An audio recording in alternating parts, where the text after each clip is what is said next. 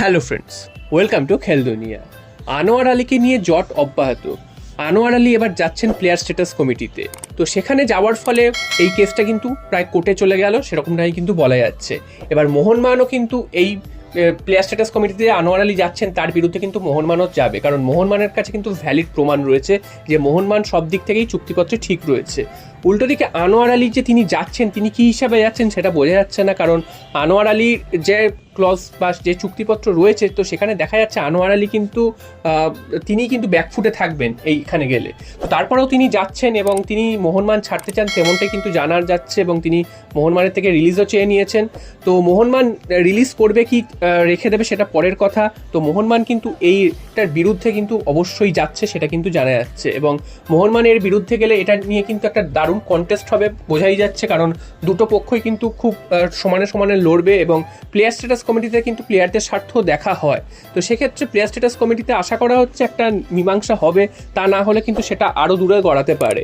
তো আনোয়ার আলী জিতবেন কি হারবেন সেটা তো পরের কথা, তবে আনোয়ার আলী যে যাচ্ছেন, তোমাদের আগেই বললাম যে আনোয়ার আলী তিনি কিন্তু ব্যাকফুটে থাকবেন, কারণ আনোয়ার আলী তিনি যে চুক্তিপত্র সই করেছেন সেখানে কিন্তু কোনো কিন্তু এক্সিট ক্লজ ছিল না, অর্থাৎ তার লোন ডিলটা কিন্তু একদমই ভ্যালিড, এবং তার লোন ডিল যেহেতু 4 বছরের রয়েছে, তাই জন্য তাকে কিন্তু 4 বছরই মোহনবাগানে থাকতে হবে, এবং ফিফার নতুন নিয়ম অনুযায়ী যে 1 বছর পর সেই লোন ডিল ভ্যালিড থাকে না, সেটা কিন্তু ভারতে এখনও অ্যাপ্লিকেবল হয়নি, আগামী বছর থেকে অ্যাপ্লিকেবল হবে। তো সেক্ষেত্রে এই ডিলটা কিন্তু মোহনবাগানের জন্য একদমই জেনুইন রয়েছে, এবং মোহনবাগানের কিন্তু এখানে কোথাও ব্যাকফুটে নেই, মোহনবাগান একদম ঠিক রাস্তাতেই হাঁটছে, সেটাই কিন্তু বলার। এবং আনোয়ার আলী কেন এটা করছেন সেটা জানা নেই, তবে শেষ পর্যন্ত কি হয় দেখা যাক। যদি যেতেও মোহনবাগান, সেক্ষেত্রেও আনোয়ার আলীকে তারা রাখবেন কিনা সেটাও কিন্তু একটা দেখার বিষয়। এরপর চলে আসি ট্রান্সফার আপডেটে, সেটা হচ্ছে গ্রেগ স্টুয়ার্টকে নিয়ে গতকালই উঠে এসেছিল। গ্রেগ স্টুয়ার্টের সাথে মোহনবাগান অনেক দূর অ্যাডভান্স স্টেজে কথাবার্তা চালাচ্ছে। তো গ্রেগ স্টুয়ার্টের আশা নিয়ে কিন্তু একটা সমস্যা তৈরি হয়েছে, সেই সমস্যাটা মিটে গেলেই মোহনবাগানে কিন্তু গ্রেগ স্টুয়ার্ট সই করে দেবেন। তো গ্রেগ স্টুয়ার্টকে নিয়ে কী সমস্যা না, গ্রেগ স্টুয়ার্ট কিন্তু লাস্ট মরশুমেও ভারতে খেলে গেছেন মুম্বাইয়ে, তারপর তিনি কিন্তু উইন্টার্স ট্রান্সফার উইন্ডোতে তিনি মুম্বাই ছেড়ে চলে গেছিলেন তার নিজের দেশে ক্লাবে, এবং সেখানে তিনি কিন্তু একটা ভালো টাকার অফারে তিনি সই করেছিলেন, এবং সেখানে তিনি যে চুক্তিপত্রটা সাইন করেছিলেন সেখানে সেই বাকি 6 মাস এবং তার সাথে কিন্তু প্লাস 1 ইয়ারের একটা ডিল ছিল, অর্থাৎ তার সাথে কিন্তু এখনও সেই ক্লাবের 1 বছরের চুক্তি রয়েছে। তবে সেই ক্লাব কিন্তু তাকে সে অর্থে ব্যবহার করেনি, এবং যার ফলে কিন্তু গ্রেগ স্টুয়ার্ট তিনি কতটা নিজে ওই ক্লাবে থাকবেন সেটাও কিন্তু এটা দেখার। এবং গ্রেগ স্টুয়ার্ট ভারত ছেড়েছিলেন এই কারণেই, তার কারণটা এটাই ছিল যে তিনি পরিবারের সাথে থাকতে চান। তো সেক্ষেত্রে তিনি তার ক্লাবে দেশের ক্লাবে ফিরে গিয়েছিলেন। তো এখন যেহেতু সেই ক্লাব তাকে ইউজ করেনি সেভাবে, তো সেক্ষেত্রে তিনি সেখানে কতটা থাকতে চান সেটাও কিন্তু একটা ম্যাটার করছে। এবং ভারতে মোহনবাগানে যদি অফার ভালো থাকে সেক্ষেত্রে তার ভারতে আসারও সম্ভাবনা রয়েছে।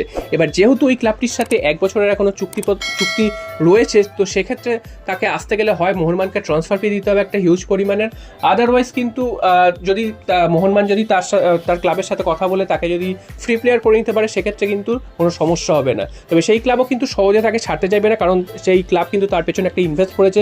তো তাকে সেই ইনভেস্টমেন্টটা পুরোপুরি না তুলে নিয়ে তাকে তো ছাড়বে না। তো দেখা যাক শেষ পর্যন্ত গ্রেগ স্টুয়ার্টকে মোহনবাগান নিতে পারে কিনা। যদি নিয়ে আসতে পারে, এই ডিলটা ক্র্যাক করতে পারে, সেক্ষেত্রে কিন্তু মোহনবাগানের জন্য খুবই ভালো একটা সাইনিং হবে। আর আরমান্দো সাদিকু তিনি মোহনবাগান ছেড়ে এফসি গোয়াতে সাইন করেছেন, সেটা কিন্তু গতকাল রাত্রিই মার্কাস মার্গুলা জানিয়েছে। তো আরমান্দো সাদিকু মোহনবাগানে আসার পর থেকে তিনি ক্লাব সমর্থকদের এক্সপেকটেশন একদমই মিট করতে পারেননি, যার ফলে কিন্তু সমর্থকরা খুব একটা খুশি হতে পারছিলেন না তাকে নিয়ে। এবং যখন শোনা গেছিল ষষ্ঠ বিদেশি হিসাবে কিন্তু আরমান্দো সাদিকুকেই রেখে দেওয়া হবে, তখন কিন্তু সমর্থকদের মধ্যে একটা উষ্মা প্রকাশ করেছিল, কারণ সমর্থকরা একদমই চাইছিল না যে সাদিকুকে রেখে দিতে। এছাড়াও মোহনবাগানে কিন্তু অলরেডি 3 জন বিদেশি ফরওয়ার্ড লাইনে চলে এসছেন, তো সেক্ষেত্রে সাদিকু থাকা মানে 4 জন হয়ে যাবে, তো মাথা ভারী একটা টিম হয়ে যাবে। সেক্ষেত্রে সাদিকু মোহনবাগান ছেড়ে দিক সেটাই কিন্তু চাইছিলেন সমর্থকরা, সেটাই শেষ পর্যন্ত হলো। সাদিকু কিন্তু গোয়াতে যাচ্ছে, এবং গোয়াতে তিনি কিন্তু অনেকটাই ফ্রিভাবে খেলতে পারবেন, যেটা মোহনবাগানে খেলারকালীন তার উপর একটা বিরাট চাপ ছিল। তো সেখানে গিয়ে তিনি নিজেকে প্রমাণ করতে পারেন কিনা সেটাই দেখার, এবং বা মোহনবাগানে কিন্তু সাদিকুর যুগ শেষ হয়ে গেল সেটা বলাই যায়।